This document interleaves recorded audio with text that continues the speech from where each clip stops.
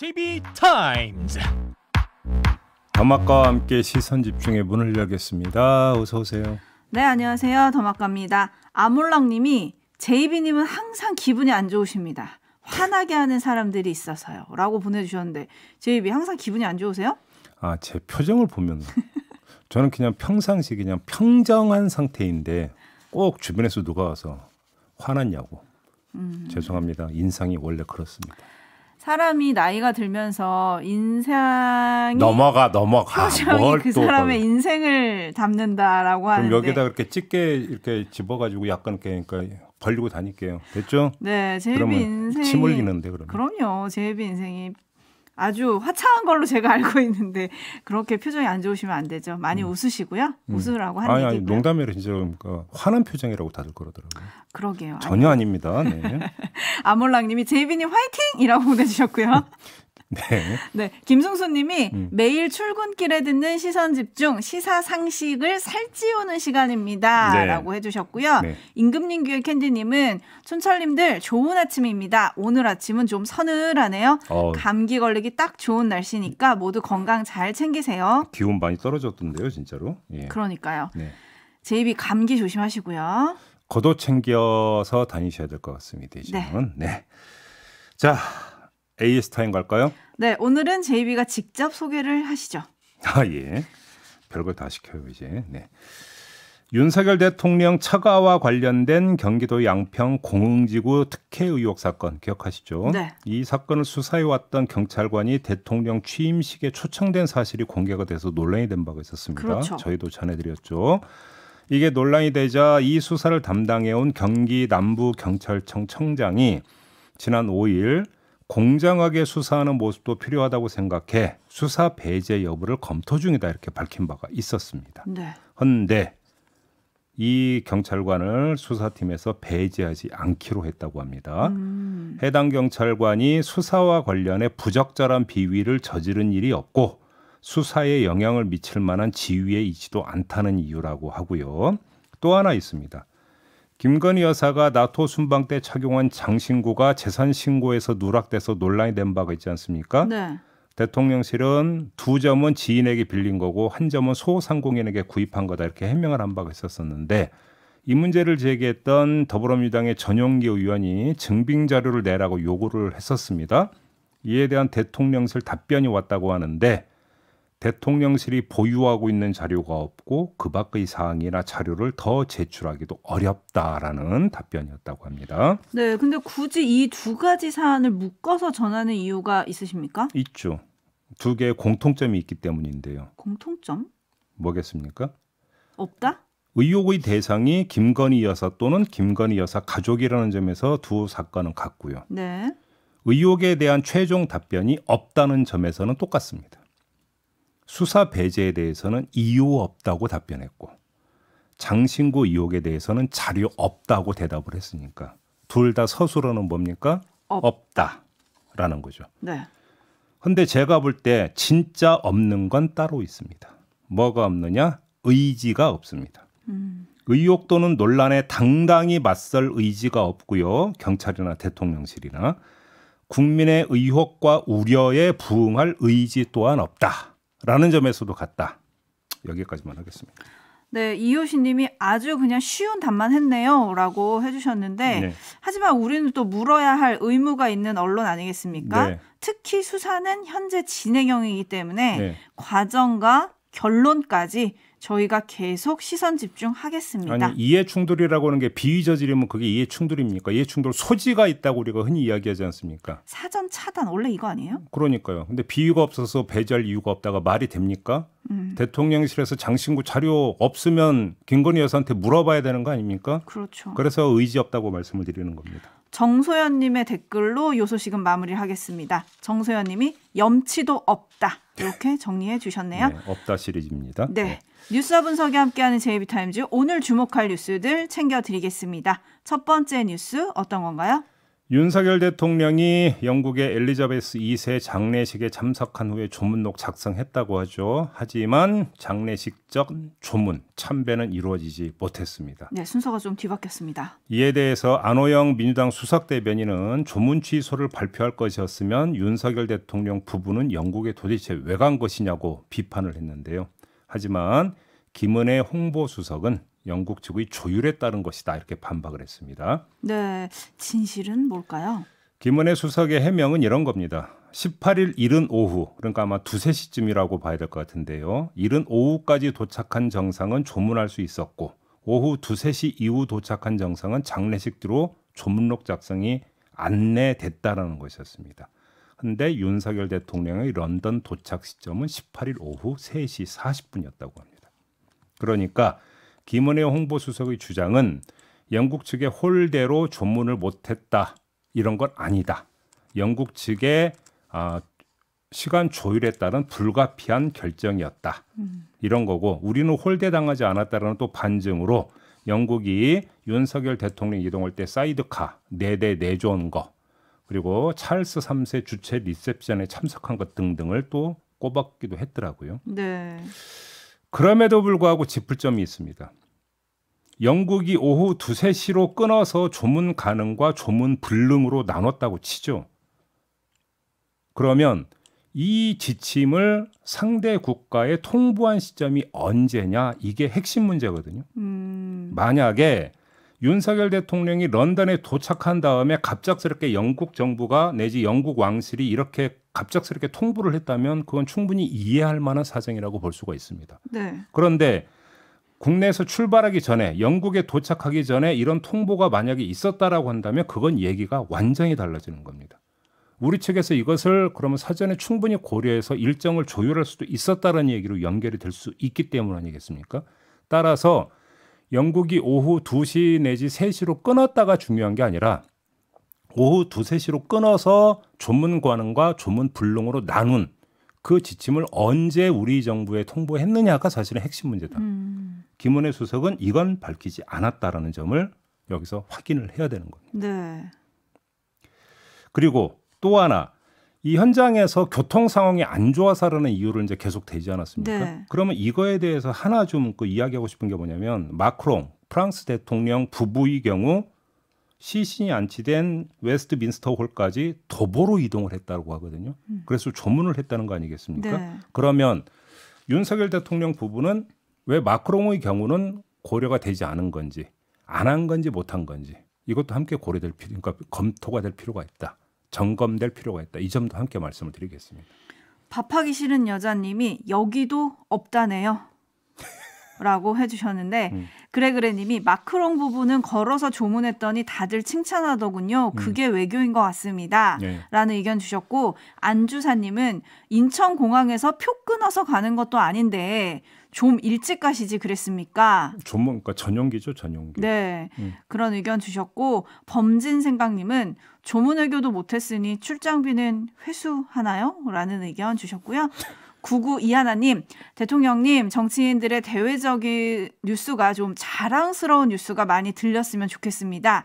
그래야 국민도 힘이 납니다. 이런 의견 보내주셨고요. 네. 토토로님, 의전팀 능력이 부족한 건지 조문 의지가 없는 건지 걷는 게 안 돼서인지 배낭여행 루트 짤 때보다도 이것보다는 더 잘할 것 같습니다. 라는 조금 비판적인 의견을 보내주셨어요. 배낭여행하고 비교를 하시는 겁니까? 네. 네. 반면에 9849님이 아이 좀 그만합시다. 이걸로 5년 내내 물고 늘어지겠습니다. 최선을 다 했겠죠. 뭐 이런 의견도 보내주시긴 하셨는데 미국 대통령 그리고 일왕은 미리 도착해서 조문을 하기도 했습니다. 네. 그래서 이제 더 논란이 되고 있는 건데 장성철 공론센터 소장은 외교관들의 무능력함이 드러났다고 볼 수밖에 없다. 교통 상황 막힐 줄 다 알지 않았느냐라는 또 반문을 했더라고요.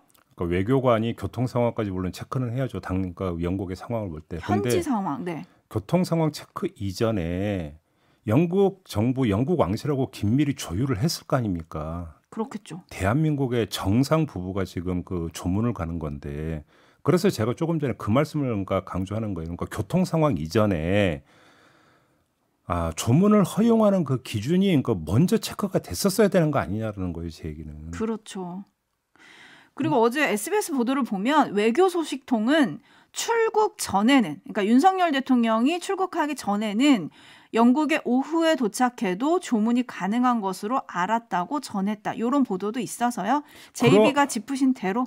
그러면 이건 또 그럼 2차 점검사항이 나오는 거죠. 그렇죠. 그러니까 오후 2, 3시로 끝난다는 게 미리 결정이 됐는데 우리 외교팀이나 의전팀이 이걸 체크를 못한 건지 아니면 영국 왕실이나 영국 정부가 뒤늦게 통보한 건지 만약에 뒤늦게 통보한 거라면 그건 또 오히려 영국 쪽의 결례가 될 수도 있는 거기 때문에 하는 건데요. 그렇죠. 그러면 거꾸로 여기서 역으로 그럼 추정에 들어갈 수 있는 게 바이든이나 일본 왕은 왜 미리 도착했을까? 그렇죠? 그렇죠. 한가에서 그러면 미리 간 겁니까? 그분들은? 그렇게 봐야 되는 건가요? 이게 지금 점검이 돼야 되는 거죠. 그래서 어제 김은혜 수석의 브리핑은 반쪽짜리다.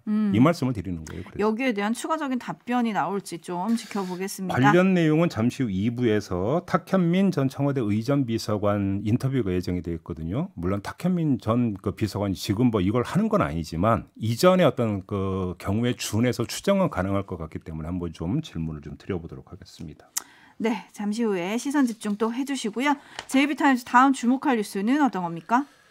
어제 국회 대정부 질의에서 더불어민주당의 서영교 의원과 한덕수 국무총리 간에 이런 문답이 오갔거든요. 잠시 들어주시죠.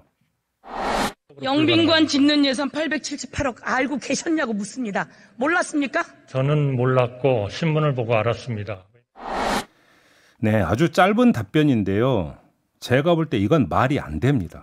좀 다들 들으시면서 깜짝 놀라셨을 것 같긴 하거든요. 네, 좀 짚어주세요. 왜 말이 안 되냐고 말씀을 드리냐면 8월 30일에 국무회의가 열렸습니다. 이 자리에서 새해 예산안이 심의 의결이 됐어요. 그런데 이날 국무회의를 주재한 사람이 누구냐면 바로 한덕수 총리였습니다. 기사 검색하면 금방 나오거든요. 네. 그러니까 영빈관 신축 예산은 바로 그날 의결된 새해 예산안에 포함된 것이었어요. 그런데 이걸 몰랐다? 신문 보고 알았다라는 답변이 지금 납득이 되는 어떤 그런 답변입니까? JB, 근데요. 새해 예산안의 전체 규모가 639조입니다. 네. 굉장히 많잖아요. 근데 그에 반해서 영빈관 신축 예산은 878억이니까 뭐 미처 못 챙기고 좀 흘려 넘겼다. 뭐 이런 수도 있잖아요. 뭐 구석에 찡겨져 있어서 몰랐다? 네. 한번 일단 그러면 그렇다고 치죠. 그럼 다음 이야기를 한번 좀 들어보죠. 역시 등장인물은 똑같은데요. 관련 문답입니다. 자, 그러면 필요성을 보도는 나왔고 대통령은 알고 있었다고 하십니까? 언론에 나오고 또 우리 의원님들께서 말씀을 하시니까 그 문제를 보고를 받으신 겁니다. 그러면 대통령도 모르는 예산이었단 말씀이시군요. 예산에 결정되는 그러한 그 제도가 그렇게 하나하나를 다 최고 통치권자, 총리실 같으면 총리가 다 그거를 파악을 하고 결정되는 거는 아니다. 네. 여기서 약간 답변이 이제 애둘러 가지 않습니까? 네, 네. 그러니까 대통령은 몰랐느냐라는 질문에 총리의 경우로 이제 다시 애둘러 가긴 하던데. 그러니까요. 근데 뭐 대통령이 뭐 그 몰랐다? 이것도 사실은 좀 납득이 안 되는 부분인데요. 네. 종합해서 제가 이렇게 말씀을 드릴게요. 그러니까 639조 가운데 878억이면 구석에 찡겨져서 몰랐을 수도 있지 않겠느냐라는 가설은 그러니까 일단 형식상으로는 성립이 되는데요. 네. 내용으로 보면 그건 말이 안 돼요. 다른 예산이 아니라 영빈관 신축 예산이에요.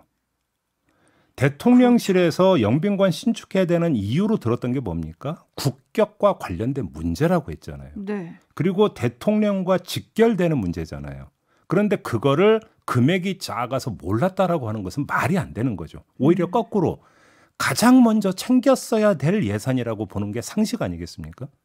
따라서 몰랐다라는 이야기는 이거는 어떻게 그러니까 그 둘러치고 맺히고 하더라도 납득이 안 되는 답변이다. 이렇게밖에는 말씀을 드릴 수가 없어요.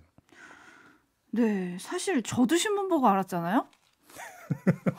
본인은 총리가 아니잖아요, 지금. 아, 그러니까요. 네, 좀 답답하네요. 기조님, 그럼에도 불구하고 글씨가 작아서 안 보였나? 라는 의견 보내주셨고, 9132님, 오늘 질문과 대답은 간단 명료하네요. 없다, 모른다. 본의 아니게 업다 특집이 지금 되고 있습니다. 투더리 스머프님, 대통령실도 모르고 총리도 모르고 도대체 아는 사람은 어디에 있습니까? 라는 의견 보내주셨는데 네. 어제 한덕수 총리는 이렇게 얘기를 했거든요. 중요한 건 대통령이 문제가 됐을 때 보고를 받고 즉각 철회 말씀을 했다는 거다. 여기에 방점을 찍더라고요. 아니 근데 그 전에 대통령이 오케이해서 예산안이 편성이 된 거라고 한다면 그거부터 짚어봐야 되는 거죠. 오히려 그러면 종합적으로 검토가 돼야죠. 왜 오케이했는데 나중에 철회했느냐. 과정으로 봐야 되는 거잖아요. 그렇죠. 전체를 놓고 평가를 해야죠. 네. 결과만 갖고 얘기할 수 있습니까? 이 정도 하죠. 네. 근데 저희가 어제도 짚었지만 누가 결정을 했는지 이 부분에 대해서는 지금 대통령실의 명확한 해설이 좀 필요해 보이는데 제가 한 말씀만 드리면요. 네. 정말로 대통령이 모르는 상태에서 예산에 끼워졌다면 그게 더 문제인 거예요. 그거는 심각한 문제죠. 더 문제인 거예요. 그거는. 네. 근데 저희가 가끔 예산안 뉴스를 전하다 보면 왜 국회에서 의원들이 자기 지역구 챙겼다, 뭐 쪽지 예산 이런 거는 좀 전한 적이 있지만 대통령실 관련 예산을 두고 이렇게 논란을 벌였던 적이 있었나요? 제 기억으로는 없었습니다. 그렇죠. 네. 이것도 대통령실의 명확한 해명이 좀 필요해 보입니다. 뉴스와 분석이 함께하는 제이비타임즈 다음 주목할 뉴스는 어떤 겁니까? 국민의힘 원내대표 경선 결과 주호영 의원이 61표를 얻어서 42표를 얻은 이용호 의원을 누르고 당선이 됐습니다. 하지만 언론의 관심은 주호영 원내대표가 아니라 떨어진 이형호 의원에게 쏠렸습니다. 네. 42표나 얻은 게 이변이다 이렇게 진단을 하면서 그 이유를 분석을 한 건데요. 대부분의 분석의 키워드는 친윤 또는 윤핵관이었어요. 그러니까 친윤 중심의 주호영 추대론에 대한 거부감 또는 윤핵관에 대한 피로감의 결과다. 이렇게 분석을 한 건데 네. 과연 이건 맞는 분석일까? 한번 이걸 이야기를 해봅시다. 아니 왜 이렇게 대세가 이렇던데 왜 또 삐딱선을 타십니까? 다르게 볼 여지가 있다는 말씀이십니까? 삐딱선 타느라고 너무 피곤해요. 그냥 묻어가는 게 사실 좋은 건데. 아니 그 삐딱선 궁금하네요. 뭡니까? 자 그러면 한번 이렇게 반문해 봅시다. 이용호 의원은 반윤의 기수입니까? 저는 여기에 그러니까 동의를 못해서 지금 삐딱선을 타는 건데요. 네. 대선 이후 인수위 시절까지로 한번 되돌아가 봅시다. 그때 주호영 의원은 뭐 했습니까? 조용히 있었습니다. 제 기억이 맞다면. 그럼 이용호 의원은 어땠습니까? 윤석열 후보에 의해서 영입돼서 인수위 시절에 간사까지 지낸 사람입니다. 그렇죠. 기억하시죠? 저희하고도 네. 간사 신부도 인터뷰한 적이 있었어요. 맞습니다. 그러면 친윤 대 비윤의 구도로는 설명할 수 없는 이력을 가진 두 사람이라는 겁니다. 그렇지 않습니까? 그러네요.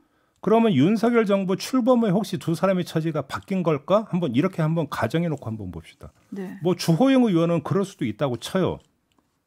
뭐 친윤 중심으로 비대위원장에 위촉이 됐으니까. 그렇다고 그러면 이용호 의원이 친윤에서 이탈해서 반윤의 기수가 됐습니까? 이렇게 볼 정황은 어디에도 없거든요. 그러네요. 따라서 이용호 의원의 이변을 친윤 대 반윤 구도로 보는 건 제가 볼 때는 타당하지 않다. 이런 말씀을 드리는 거죠. 그럼 뭘까요? 사실상 주호영 의원 추대를 원했지만 61대 42 지금 19표밖에 차가 안 났거든요. 네. 그럼 뭡니까 이거는? 쉽게 말하면 이건 친윤 대 반윤이라는 파벌 간의 어떤 이견이 아니라 방법을 둘러싼 이견의 그 결과다. 이렇게 오히려 보는 게 현실적이지 않느냐라고 좀 말씀을 드리고 싶은 건데요.